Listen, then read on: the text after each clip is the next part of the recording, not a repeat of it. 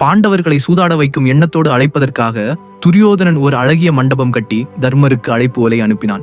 அதுல திருதராஷ்டிரன் கையெழுத்திட்டிருந்தார். விதுரர் மூலமாக தர்மருக்கு அனுப்பி வைத்தான் துரியோதனன். தர்மர் அந்த ஓலையை எடுத்துக்கொண்டு தம்பிகளிடம் சென்றார்.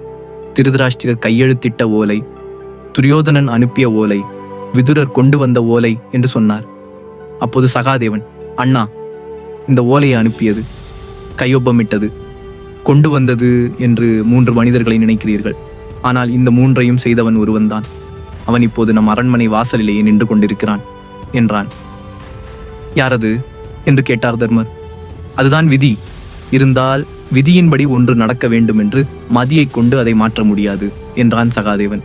அப்படியானால் விதியை மாற்றுவதற்கு வழியே கிடையாதா என்றால் அர்ஜுனன். உண்டு. விதி அழைத்துச் செல்லும் இருட்டு பாதையில் நாம் இடறி விழாமல் இருக்க பரந்தாமன் என்னும் கைவிளக்கை நாம் எடுத்து போக வேண்டும் என்று விளக்கினான் சகாதேவன். ஆனால் பாண்டவர்கள் பரந்தாமனை அணுகாமல் விதி வழியே சென்றதால் வனவாசம் செல்லும் துயரரை அடைந்தனர்.